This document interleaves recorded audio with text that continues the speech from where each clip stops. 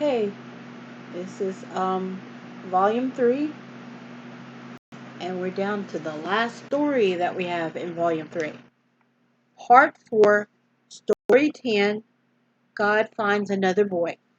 That's what it says. As Saul lay there in his tent that night, thinking about all that Samuel had told him,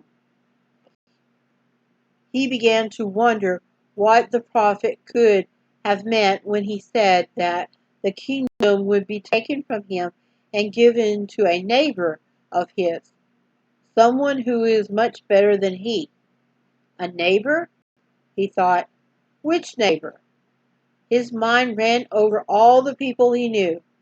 The man who ran the farm next to his, or the Abner men, Abner, Abner men in his army, or Jonathan? Yes, what about Jonathan? Was he going to be punished because of his father's sin?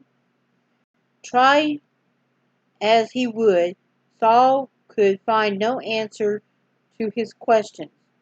If God is thinking of another king, he hasn't given a hint as to who it might be. That is, not to Saul. But he had Samuel. Go to the home of Jesse in Bethlehem, God said to him, for I have found a king among his sons. When Samuel arrived at Jesse's home, he soon discovered that he had a bigger problem than he had expected. For Jesse had many sons, all of them tall, strong, handsome young fellows. How was he to tell which one was in the mind to be the next king of Israel? Of course, Samuel didn't tell anybody why he had come. That wouldn't be wouldn't have been very wise. Wouldn't have been wise. Instead, he said that he had come to offer a sacrifice, and everybody in town believed that that was the only reason he was there. After the sacrifice, Samuel asked Jesse to introduce his sons to him, and he was very happy to do so. First was Eliab, the eldest, so tall and good-looking was him that Samuel felt sure that he was the lad he was to anoint. But as he was reaching into his pocket for the vessel of oil, God told him to not to look at the young man's face or height, because he had refused him. For the Lord sees not as a man sees. For man looks for the outward appearance, but God looks on the heart. Just why God refused to take Eliab, the Bible doesn't say. There must have been some weakness in his character that made him unfit to be king. His father and mother didn't know of it, nor his brothers, nor his friends, but God knew, and that was enough. Then Jesse called his second son, Abinadab.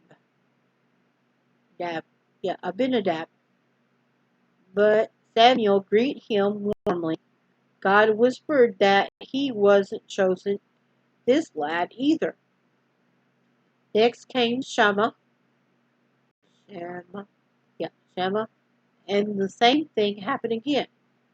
Jesse brought his fourth son, fifth son, sixth son, and seventh son.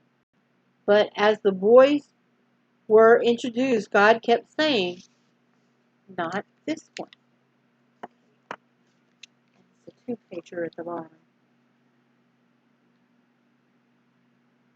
It's Jesse and his sons.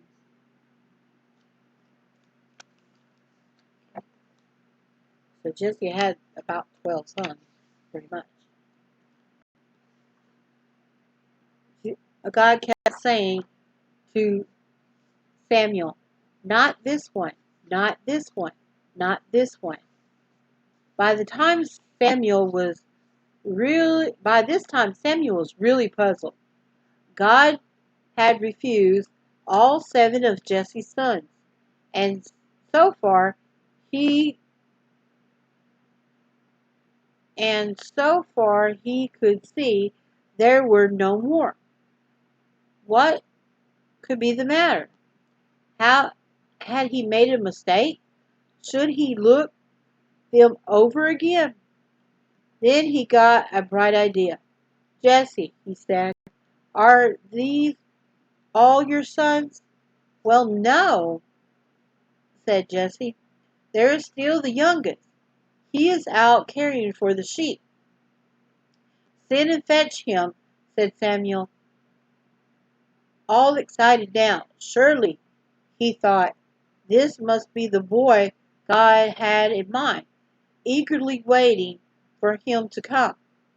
Meanwhile, out in the rolling hills, young David laid on his back, looking up at the white, fleecy clouds chasing each other across the bright sky. As he hummed softly to himself, his father's sheep quietly nibbling all sorts of grass all around him, their gentle bleating, not bad, bleating adding to the peaceful of the scene. Suddenly the stillness was broken by a distant shout. David! David! David jumped to his feet. Someone is calling his name. It was one of his father's trusted servants. I am here. I'm over here. What do you want? The servant came running up the hill, panting. What's the matter? Asked David. Your father wants to see you at once. Samuel is here. Samuel? Not the prophet Samuel. Yes, he said he is staying to dinner, and he wants to see you. To see me? Oh no. Why would he want to see me? And then that's where this part ends. And this painting is by Harry Anderson, and it's of David getting anointed. And yep, his name is down at the very bottom. And right, here it is. David being anointed. And see, my page is torn. So you gotta think this book is pretty old, so see it's torn. Don't know when it was torn.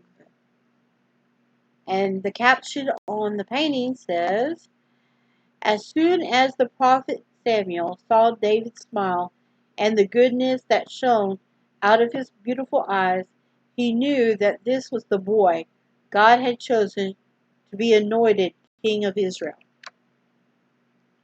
And we go to the next page. Straighten this tear up so that I don't cause it any more damage. Okay, let me get back to the story. Let me get a cough. Okay. But he does, and your father says you are to come at once. Just what David did with the sheep, we are not told. Perhaps the servant stayed to care for them. Anyhow, like the obedient boy he was, he ran home as fast as he could, wondering all the way what in the world was happening and why the great prophet Samuel, of all people, wanted to see him. There was no time to clean up. Jesse hurried him right into the presence of Samuel. Staring at, stared, scared, scared at having to meet such a famous man, David blushed all over.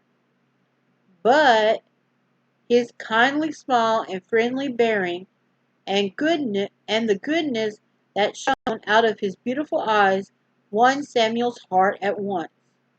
At the same instant the prophet heard God say, "Arise, anoint him, for this is he." Without a word, Samuel took his vessel of oil and poured it on David's head. From that moment on, everything was different. Though Samuel had said nothing about what God was planning for David, Jesse and his wife Jesse and his wife were sure that some great destiny laid ahead of their youngest son. The 7 older boys must have had the same idea, but about their little brother. As for David, though he as for David, though he went back caring for his father's sheep, the Spirit of the Lord came upon him, and from that day forward, God had found another boy.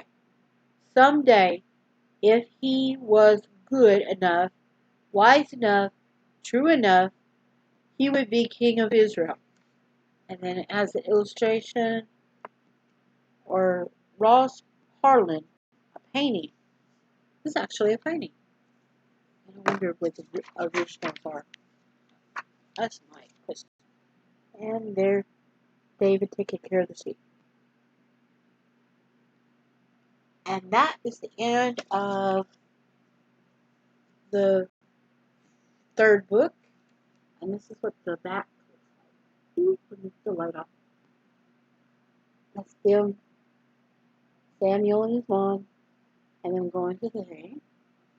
And if you didn't see the first one, the inside, this is what the inside looks like.